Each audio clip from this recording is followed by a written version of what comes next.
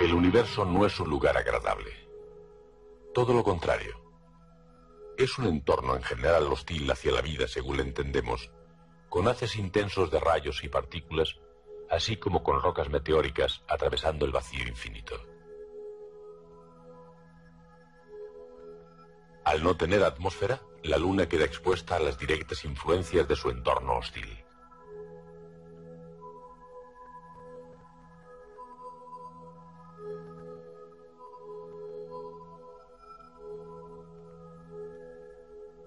Su superficie está cubierta de miles de cráteres de diferentes tamaños y formas que surgieron por la colisión de meteoritos.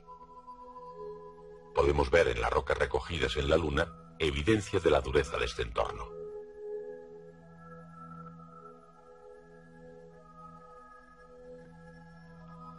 Este es el Centro Espacial Johnson, en Texas, Estados Unidos.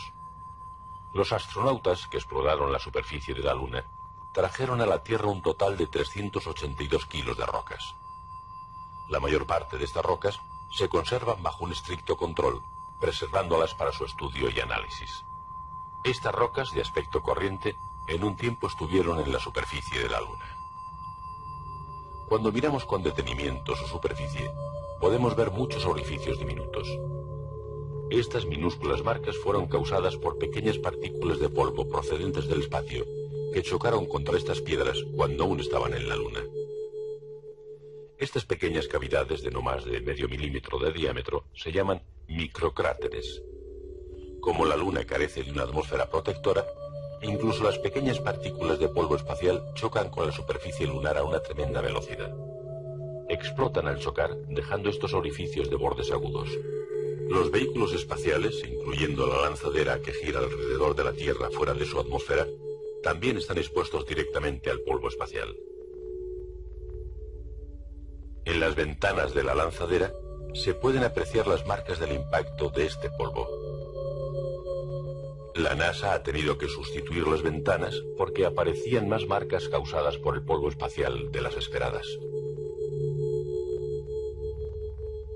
Si la Tierra no tuviese atmósfera, su superficie también estaría expuesta a la penetración directa de hasta el más pequeño de estos meteoritos.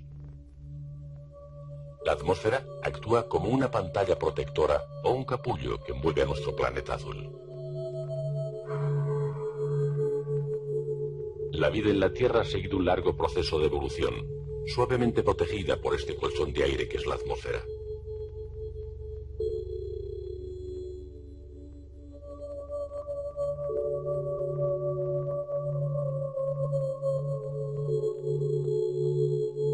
La nave lanzada es una rápida atmósfera terrestre minutos, atravesando capas espacio.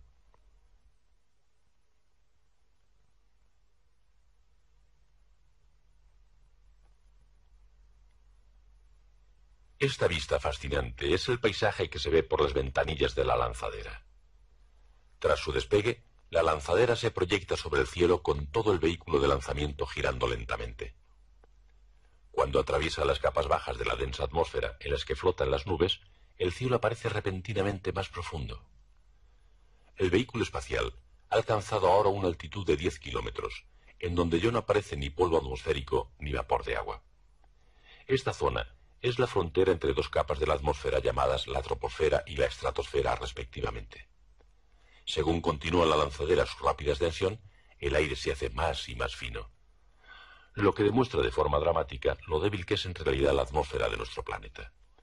La vida, nuestras vidas humanas y la de todas las criaturas que viajan con nosotros a través del espacio en este planeta azul, existen gracias a esta fina capa atmosférica.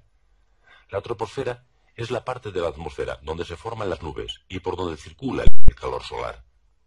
Se extiende hasta una altitud de 18 kilómetros. Por encima está la estratosfera, que alcanza una altitud de 50 kilómetros. En esta capa se absorbe la mayor parte de los rayos ultravioleta enviados por el Sol.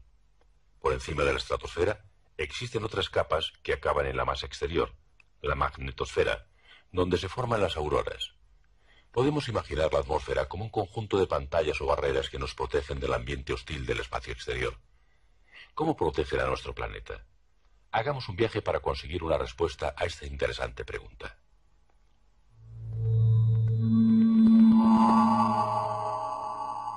El sol naciente nos encuentra muy cerca del Ecuador, en una diminuta isla en medio del Océano Pacífico, la isla Tarawa.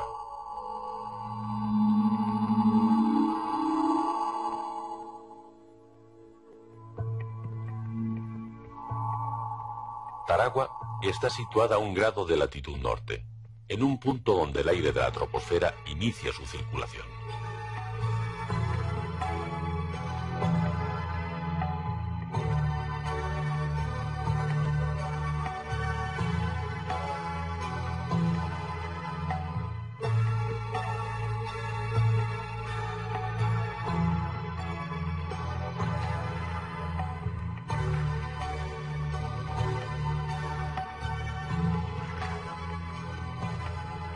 Tarawa, olvidando épocas de guerra, parece ser un paraíso de sol y mar, blanca arena y el suave contorneo de las palmeras bajo los vientos tropicales. Tarawa es una isla de coral, una de las muchas que existen en el medio del Pacífico. El escritor británico Sir Arthur Conan Doyle llamó a estas islas collar de perlas flotando en el mar.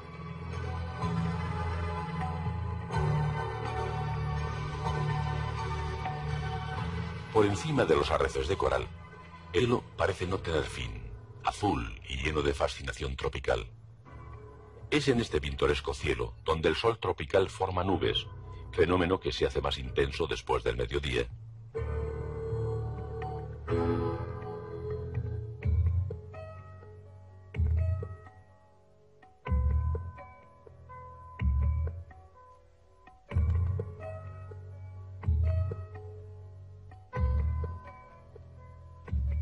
El agua del mar, calentada por el ardiente sol tropical, se evapora de forma muy rápida.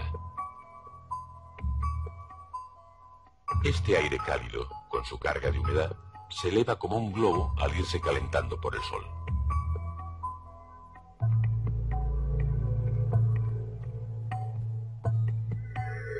Sin embargo, según va ascendiendo, se va enfriando y las nubes comienzan a condensarse. El vapor suelta el calor y se transforma en nubes, que son en realidad vapor de agua visible. Este calor, liberado por el vapor de agua, calienta más el aire, haciendo que las nubes suban aún más. Por tanto, el color blanco de las nubes nos indica el empuje del aire ascendente.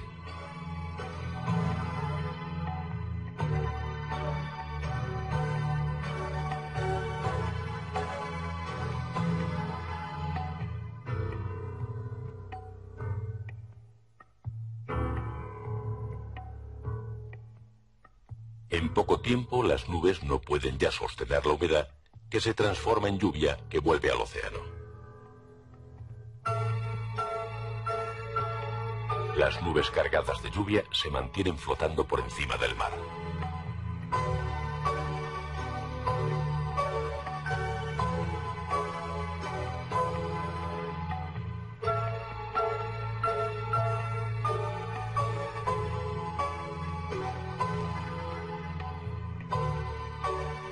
Estas nubes se mueven sin cesar sobre la isla, trayendo la lluvia a este pequeño paraíso.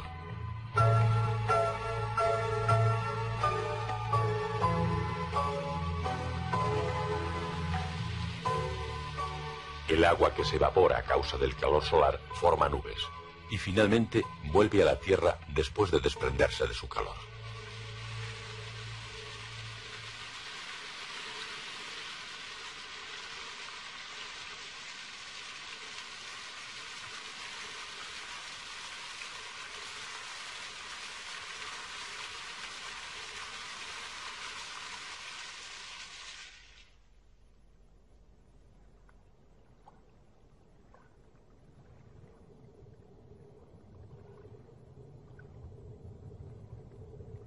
Además de estas interesantes formaciones de nubes, existe otro fenómeno meteorológico creado por el sol tropical: el viento.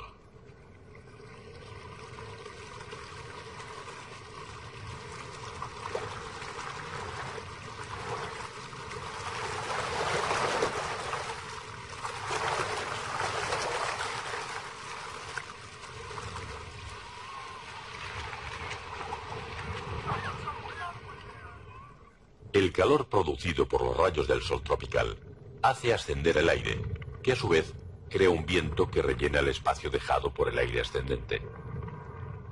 Siempre sopla viento sobre las islas, lo que hace que sus gentes sean verdaderos maestros en el arte de las cometas.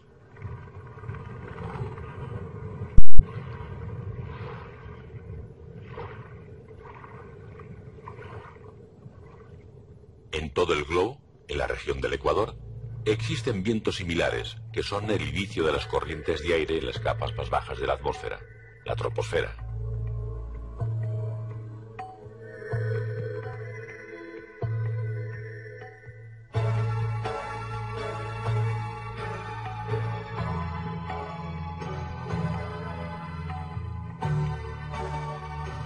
Esta es otra de las perlas volcánicas que salpican el Océano Pacífico.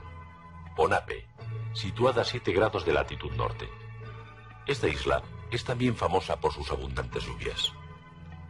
El viento que sopla sobre el Océano Pacífico se desliza sobre la pendiente de la isla con un chorro continuo.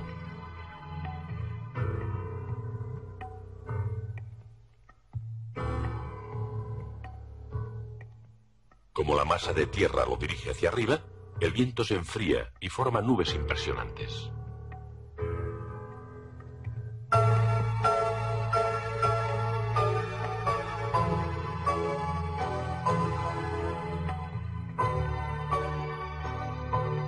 Es la brusca pendiente que forma la isla con el mar lo que empuja el aire hacia arriba y contribuye a la continua formación de nubes como olas de espuma.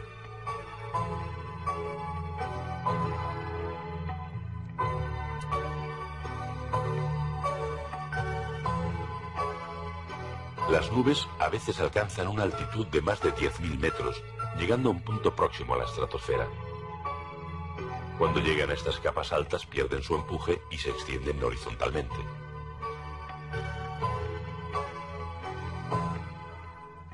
Nubes, viento y lluvia. Estos son los elementos que origina el ardiente sol tropical y que contribuyen al ambiente creado en la troposfera.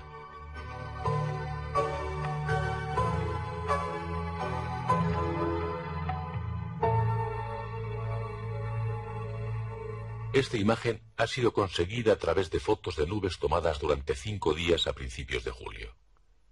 Es fácil ver que las nubes forman un cinturón en la región ecuatorial alrededor del globo. Esto muestra cómo se están formando nubes constantemente alrededor del Ecuador, siguiendo el proceso que hemos visto de forma tan clara en las islas tropicales del Pacífico. Vamos a comprobar la temperatura del agua en la superficie del mar, lo que nos va a ayudar a completar la imagen de cómo trabaja la atmósfera. Estos datos fueron obtenidos por un satélite. Como esperábamos, las regiones de color rojo y amarillo, que indican una cálida temperatura del mar, aparecen sobre la región ecuatorial.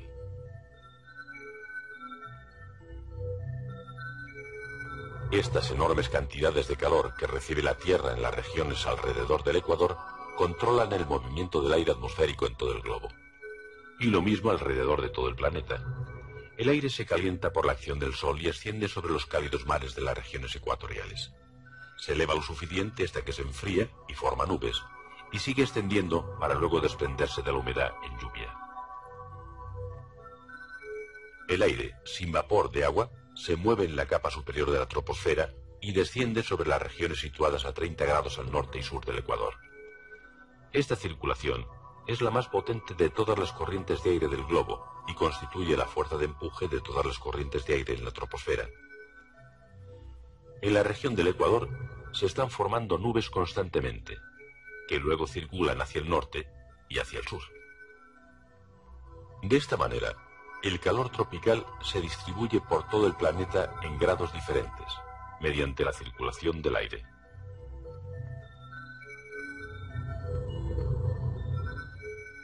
La más espectacular creación de corrientes de aire es la generación de los huracanes en el Océano Atlántico y de tifones en el Pacífico.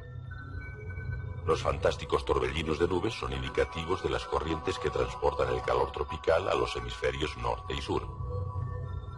La troposfera llega desde la superficie de la Tierra hasta una altitud de varios miles de metros. Es una zona de continuos movimientos, con nubes que se forman y desaparecen, con vientos que soplan y cesan, con lluvias y ráfagas de aire seco del desierto. Si no existiera esta circulación de aire, o en otras palabras, si nuestro planeta careciese de atmósfera, la región ecuatorial sería un verdadero horno, y las regiones al norte y al sur del globo serían extremadamente frías. Es la circulación de aire en la troposfera lo que proporciona este clima suave capaz de sustentar la vida.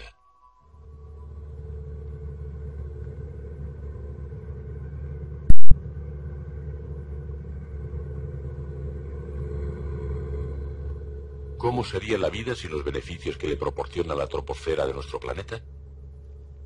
Hemos viajado a los Andes para descubrirlo.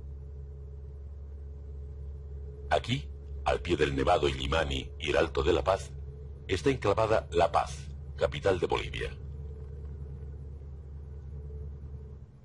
La Paz es la capital a mayor altura del globo. Es una gran ciudad que se extiende a lo largo de este valle andino y que alcanza alturas entre los 3.200 y los 4.000 metros. La población de este lugar, rodeado de montañas y con una atmósfera enrarecida, es de cerca de 1 millón de habitantes. El aire es notablemente ligero aquí, en la capital de Bolivia, lo que nos recuerda lo importante que es el aire para los seres vivos.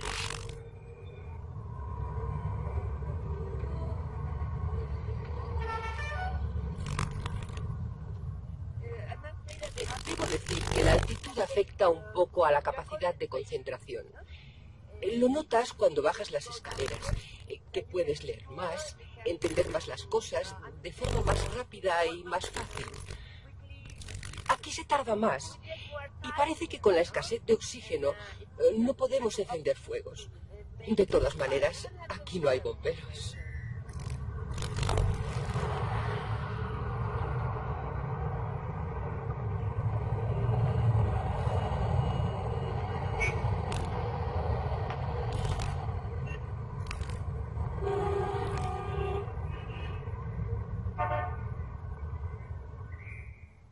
En la más alta pendiente del Valle de la Paz existe un barrio de pequeñas casas.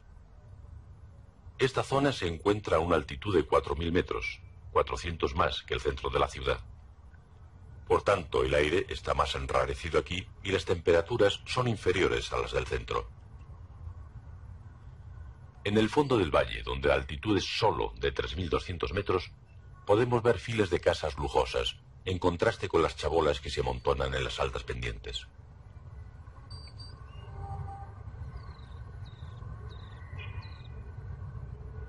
En esta población, el poder respirar un aire más denso es algo que tiene un precio. De la misma forma que en algunas regiones la gente paga más por una casa con vistas agradables, aquí la gente tiene que pagar más por vivir a una altitud menor y poder respirar mejor. Según se va ascendiendo, los precios de las casas bajan. Incluso la urbanización de la ciudad, en términos económicos, nos dice mucho sobre la importancia de una mayor concentración de oxígeno y la mayor temperatura de una menor altitud.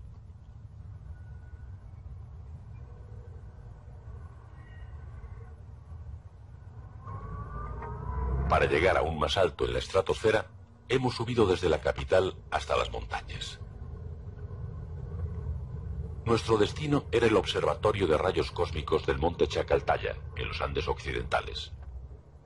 Según subíamos, notábamos cómo el color del cielo se hacía de un azul más profundo, como les ocurría a los tripulantes de la lanzadera espacial al mirar por las ventanillas durante el lanzamiento.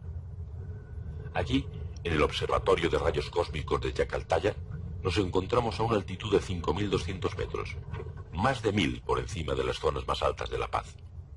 Este observatorio es el de mayor altitud del mundo de carácter permanente.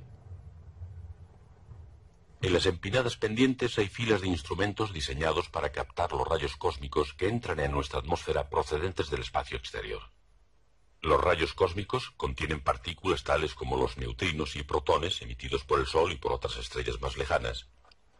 Al entrar en nuestra atmósfera, son detectados por estos equipos y los científicos pueden obtener datos importantes sobre la actividad de las estrellas, incluso lejanas. Los rayos cósmicos que entran en contacto con los sensores del observatorio emiten una tenue luz. Esta luz es la que miden estos instrumentos.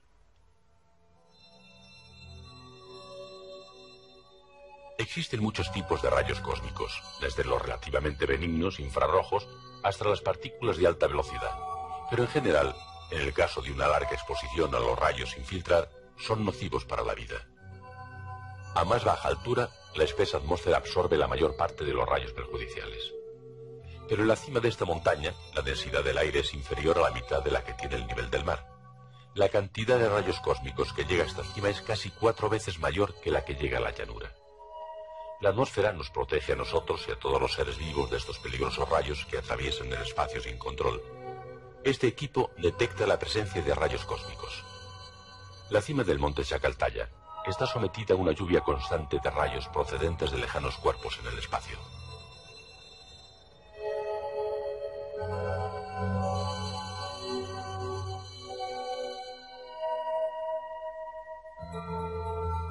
La troposfera es una envoltura de aire que no solo filtra los rayos cósmicos que llegan a la Tierra, sino que también almacena el calor del Sol, haciendo que nuestro planeta pueda albergar vida.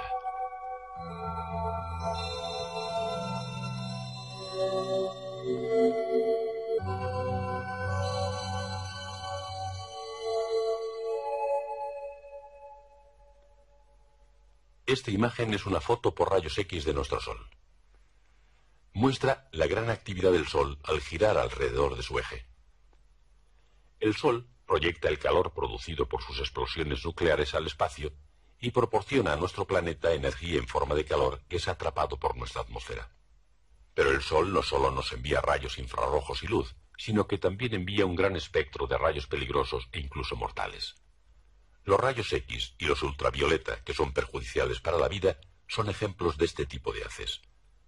En particular, los rayos ultravioleta son potentes haces de energía capaces de romper las moléculas básicas de las que se componen nuestros cuerpos. Aparte de este chorro de rayos peligrosos enviados por el Sol, podemos vivir gracias al poder de absorción de nuestra atmósfera. Pero no es la troposfera con su aire en circulación la que filtra los rayos ultravioleta. Es la estratosfera la que nos protege de ese peligro. La estratosfera es una capa de la atmósfera encima de la troposfera que se extiende entre los 10 y hasta los 50 kilómetros. Para conocer algo más sobre esta tranquila zona de nuestra atmósfera, hemos tenido que subir a mayor altura, hasta un punto al que incluso nuestro vehículo no ha podido llegar.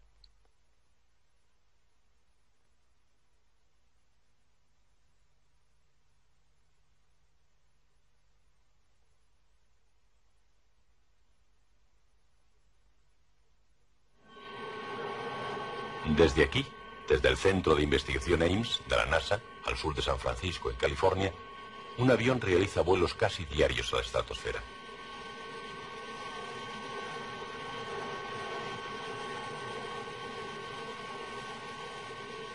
El aparato empleado para esta tarea especial es el U-2, un avión diseñado originalmente como avión de reconocimiento y utilizado por los Estados Unidos como avión espía durante muchos años. De diseño especial, el U-2 es capaz de volar en aire poco denso hasta una altitud de 20.000 metros gracias a sus alas tipo planeador. Para conocer cómo es la estratosfera, hemos pedido al piloto del U-2 que tome algunas fotos con una pequeña máquina fotográfica durante este vuelo.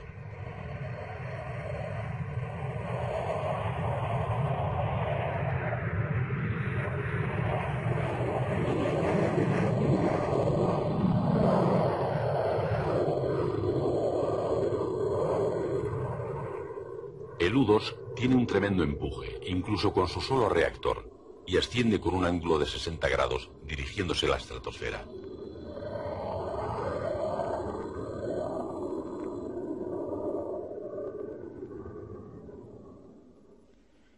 Toda esta película fue tomada desde el avión volando a una altitud de 21.000 metros, bastante en el interior de la estratosfera. La temperatura es de 56 grados bajo cero y la presión atmosférica de solo 0,05 atmósferas. La estratosfera es una tranquila región con casi nula circulación de aire en comparación con las capas más bajas.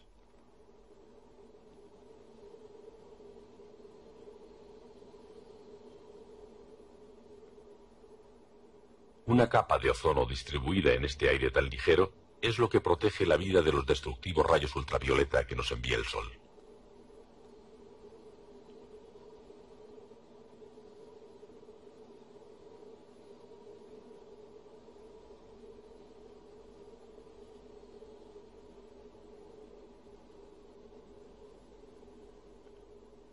Cuanto más se penetra en el espacio, más se comprende lo potente que es nuestro Sol y cómo sus rayos, tan amigables y cálidos, pueden ser peligrosos para los seres vivos.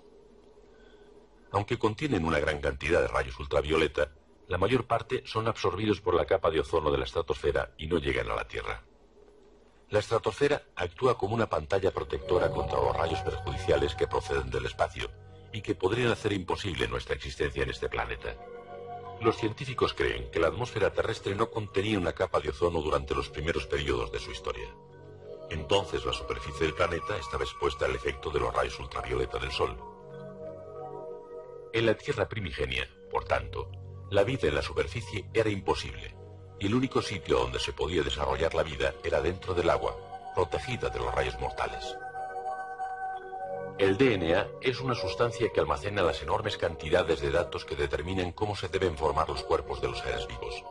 Transmite las características hereditarias fundamentales de un organismo de generación en generación. Es en sí mismo la base de la vida y como tal es frágil y misterioso y destruido fácilmente por los rayos ultravioleta. Cuando en la atmósfera no existía la capa de ozono, solo gracias a la capacidad de absorción del agua se podía mantener la vida, protegiendo al DNA de los rayos destructivos del Sol. Una capa de agua de unos 10 metros es capaz de absorber totalmente los rayos ultravioleta emitidos por el Sol. Por esta razón, los científicos creen que las primeras formas de vida, la de los primitivos portadores del DNA, nacieron y se desarrollaron dentro del agua. Desde que apareció por primera vez la vida en la Tierra, los seres vivos no podían sobrevivir durante demasiado tiempo fuera del agua. El nacimiento de la vida, sin embargo, trajo cambios drásticos a la Tierra y su atmósfera. Los organismos vivos comenzaron a desprender grandes cantidades de oxígeno desde debajo del agua. El contenido de oxígeno en el agua comenzó a aumentar lentamente. Y en la atmósfera, parte de este oxígeno se convirtió en ozono, que es una molécula formada por 3 átomos de oxígeno en vez de los 2 que se combinan normalmente para formar el oxígeno respirable. El ozono de la atmósfera comenzó a absorber los rayos ultravioleta, y una vez se inició este proceso, comenzaron los grandes cambios en el desarrollo de la vida del planeta.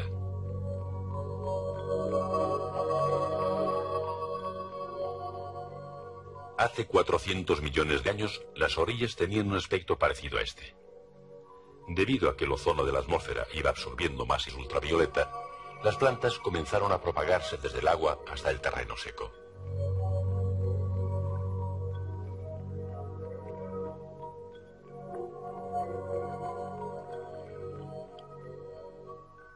A las plantas siguieron los insectos y anfibios, originando un mundo completo de seres vivos desarrollándose en la tierra firme.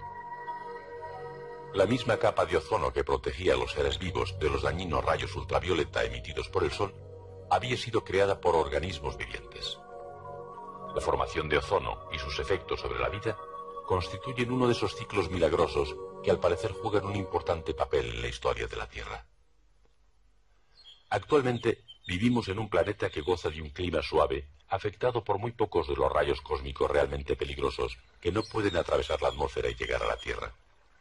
Pero cualquier persona que haya estado expuesta al sol en un caluroso día de verano puede decirnos que no todos los rayos ultravioleta que atraviesan nuestra atmósfera son absorbidos por la capa de ozono, y para algunas formas de vida, incluso pequeñas cantidades de ultravioleta pueden ser mortales.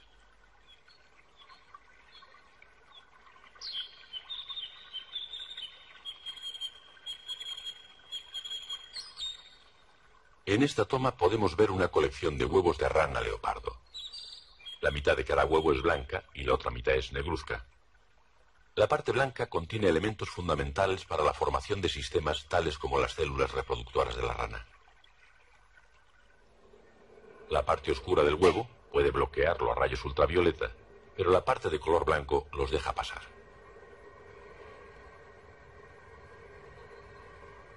En este experimento que hemos realizado, los huevos de la rana estuvieron expuestos a los rayos ultravioleta con intensidades parecidas a las de los rayos solares. La mayoría de los huevos cuyas partes blancas estuvieron expuestas a los ultravioleta murieron antes de terminar el ensayo. Siendo los huevos tan vulnerables a los ultravioleta, nos preguntamos cómo se las arreglan las ranas para proteger sus huevos de la acción de esos rayos.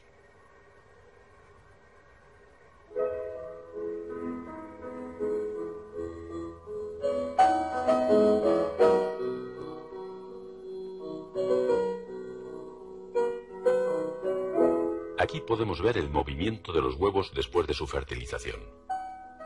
Los huevos giran de forma que la parte negruzca, que puede rechazar los rayos ultravioleta, quede en la parte superior, como dando sombra a la parte blanca. Este interesante fenómeno nos muestra cómo la vida se ha adaptado para protegerse de los rayos nocivos que logran atravesar la atmósfera.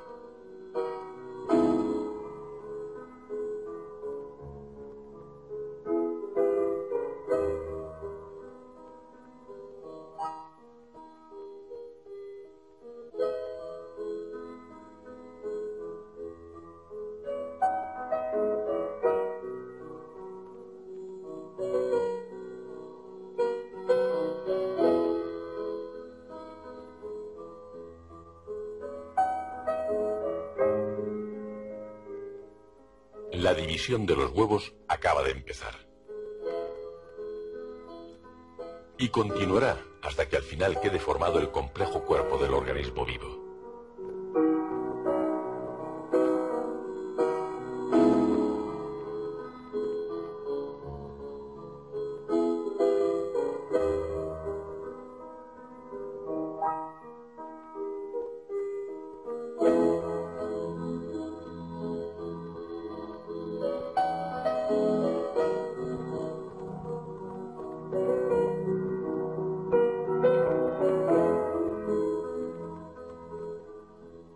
De esta forma, las ranas consiguen proteger sus especies de los peligrosos rayos ultravioleta que llegan a la Tierra procedentes del espacio exterior.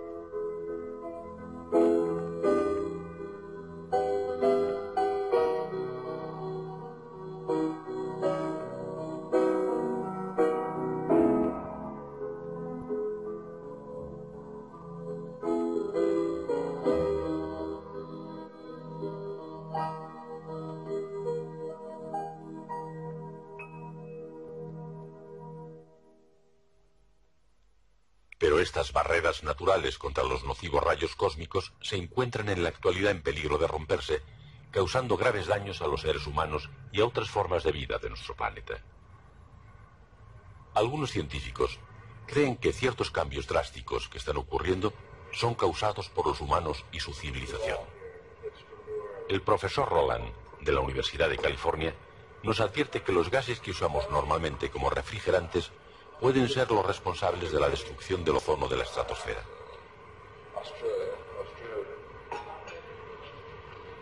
Aquí se traen desde todos los lugares del globo muestras de aire para su análisis con el objeto de determinar las concentraciones de freón, un gas utilizado comúnmente en refrigeradores y aparatos de aire acondicionado. El freón no se disuelve ni desaparece en la troposfera, sino que asciende lentamente y se mezcla con el aire enrarecido de la estratosfera. Los poderosos rayos ultravioleta que llegan casi sin control a la estratosfera rompen las moléculas de freón y generan cloro. Este rompe el ozono de la atmósfera al combinarse con él para formar otras sustancias y da lugar a una progresiva destrucción de la capa de ozono protectora. En otras palabras, las sustancias creadas por los seres humanos pueden estar destruyendo las barreras que nos protegen de los peligrosos rayos cósmicos. La concentración de gas freón está aumentando, incluso encima de la región ártica o de las islas del Pacífico, que quedan lejos de las ciudades y sus zonas de influencia. La civilización es responsable de los cambios que están ocurriendo en la atmósfera. Nos habla el profesor Roland. La capa de ozono, aunque nos proporciona protección, es en realidad muy delgada. Solo 3 de cada 10 millones de partes de la atmósfera son ozono. Es una sustancia muy rara y se está formando y destruyendo de forma continua. Es realmente muy frágil. Si pudiésemos añadir otras especies que puedan atacar a la capa de ozono, entonces podríamos fácilmente variar la cantidad de ozono en la atmósfera. La principal amenaza sobre la capa de ozono en la actualidad es la liberación de moléculas de clorofluorcarbono en la atmósfera. Este incluye a los fluorocarbonos 11, 12 y 113 que se emplean en los aerosoles, en refrigeración y, en el caso del fluorocarbono 113, en la limpieza de componentes electrónicos. Y la solución a este problema es impedir que queden sueltas estas moléculas en la atmósfera. Necesitamos encontrar sustitutos para todos ellos. ya se han descubierto dramáticas señales de cambios en la capa de ozono. Los científicos dicen que la capa de ozono sobre el continente antártico casi desaparece todos los años de septiembre a octubre. Esta imagen nos da cierta idea de lo que está sucediendo. En el centro de la foto se puede ver una sección en rosa del continente antártico que muestra una reducción en el espesor de la capa. Estas zonas se amplían año a año. Los científicos llaman a esta zona vacía de ozono el agujero de ozono. Los datos obtenidos por el satélite americano de observación de la Tierra Nimbus indican que el agujero de ozono está aumentando desde 1979. Los últimos datos enviados por el satélite en septiembre de 1987 muestran con claridad que el agujero de ozono está aumentando. Lo que podemos estar viendo aquí es la destrucción de una de las barreras protectoras de las radiaciones nocivas procedentes del espacio, la destrucción de una de las envolturas protectoras de nuestro planeta. La troposfera almacena el calor del Sol para hacerlo circular alrededor del globo, mientras que la estratosfera absorbe los rayos ultravioleta. Justo por fuera de estas capas de la atmósfera está la inmensidad del espacio. Pero en el espacio, más allá de la atmósfera, la Tierra posee otra barrera invisible a su alrededor.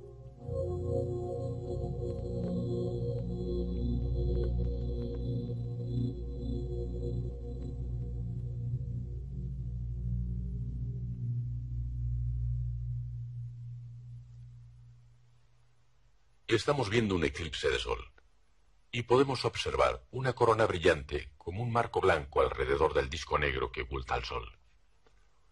La corona es, en realidad, una corriente de partículas nucleares, como electrones y protones, que salen proyectados con gran fuerza por las explosiones nucleares.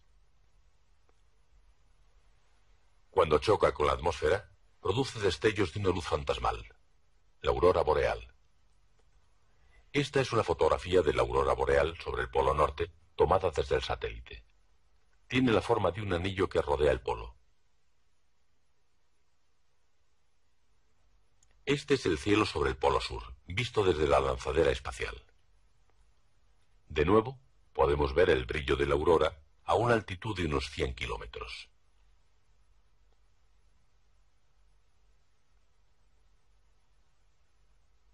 La pregunta que nos hacemos es, ¿por qué las auroras aparecen solo sobre las regiones polares?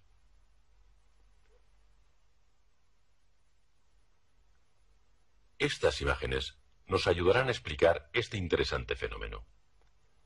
Se puede considerar a la Tierra como un enorme imán con grandes campos magnéticos.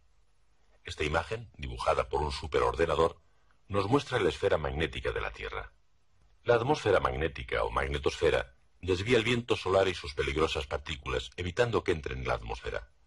Por ello podemos decir que esta atmósfera de fuerzas magnéticas es la protección más exterior de nuestro globo contra los peligros del espacio.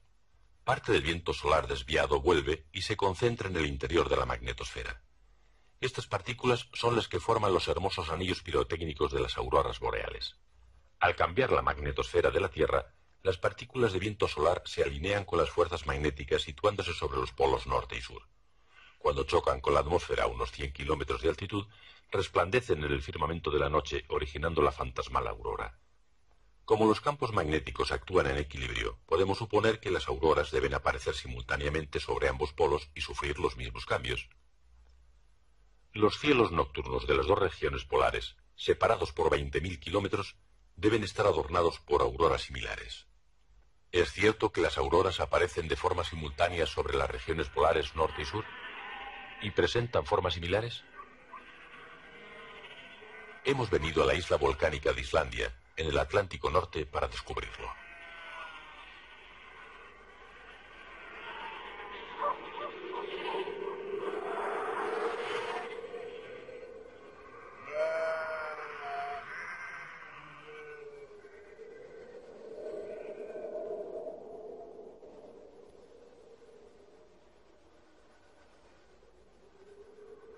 Unos científicos japoneses han montado aquí una base de observación a finales de agosto para realizar investigaciones simultáneas con un equipo similar situado en la Antártida.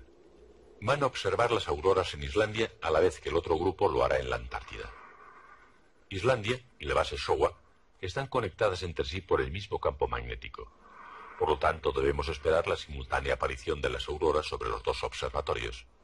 Esperamos que aparezca una aurora listos para filmar el cielo nocturno con una lente de ojo de pez que pueda recoger toda la imagen en una sola toma.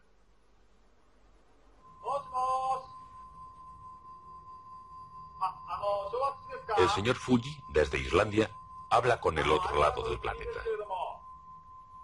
La distancia entre Islandia y la base Showa es de 16.000 kilómetros. Están casi en lados opuestos de la Tierra. La observación simultánea de las auroras debe hacerse bajo condiciones exactamente iguales. En primer lugar, este tipo de observación solo puede hacerse durante algunas semanas de marzo y septiembre, cuando las noches comienzan a la vez en las regiones del Polo Norte y Sur, ya que cuando en un polo tenemos el verano con su sol de medianoche, en el otro tenemos una noche interminable.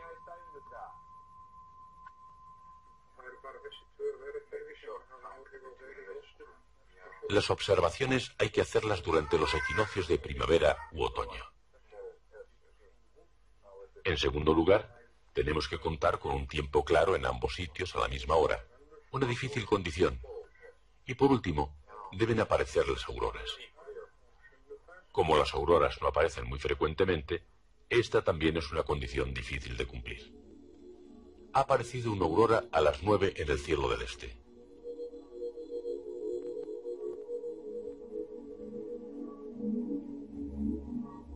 Una luz fantasmal.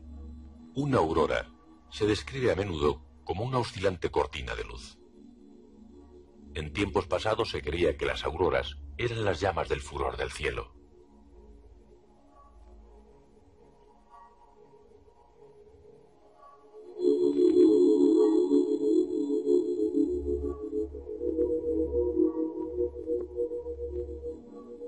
Desde hace poco se sabe que las auroras están originadas por corrientes de partículas nucleares emitidas por el Sol.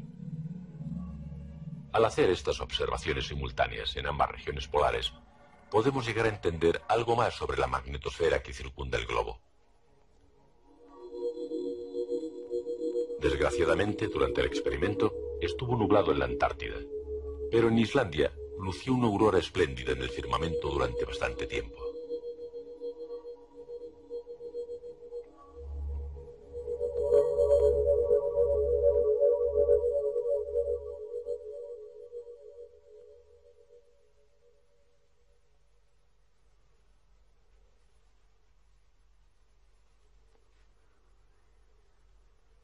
Tres días después, el 26 de septiembre, hizo buen tiempo en la base Showa, en la Antártida.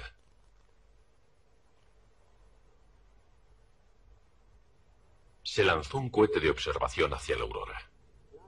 Esta aurora fue la primera en decorar los cielos de la noche antártica en muchos días.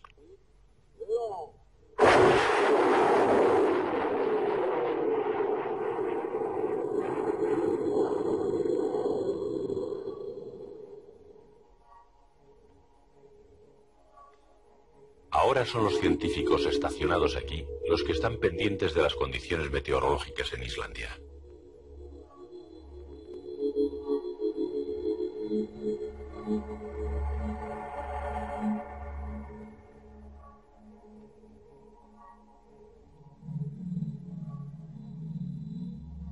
Existe una diferencia de 4 horas entre Islandia y la base Showa, pero el tiempo aquí es excelente.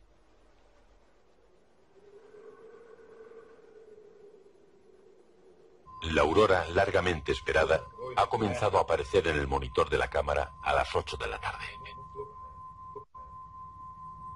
Son las 22:05 hora de Greenwich y este es el paisaje de la base Showa. Una estrecha aurora corta de noche el cielo del Antártico.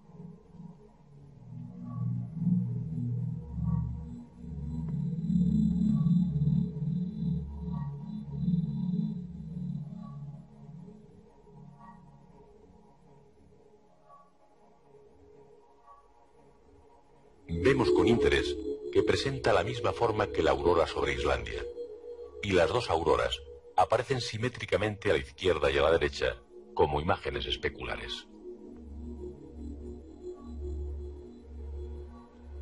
Unos 8 minutos después, las auroras comienzan a ensancharse. Los cambios ocurren a la vez en ambas auroras. Las auroras continúan su baile nocturno en ambos lugares, un mundo aparte. Ambas a la vez se parten en dos. Sorprendentemente, los cielos nocturnos en las dos regiones, a 16.000 kilómetros de distancia, parecen similares, con sus auroras bailando en pareja.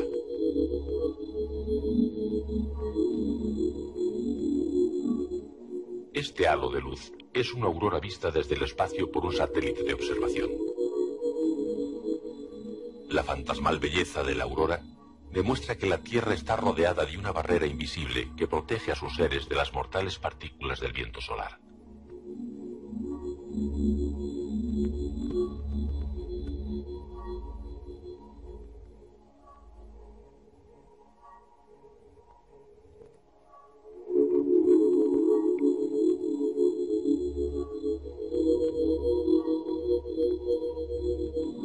Estamos viendo la aurora en la noche de Islandia, por detrás de las múltiples capas de nuestra atmósfera.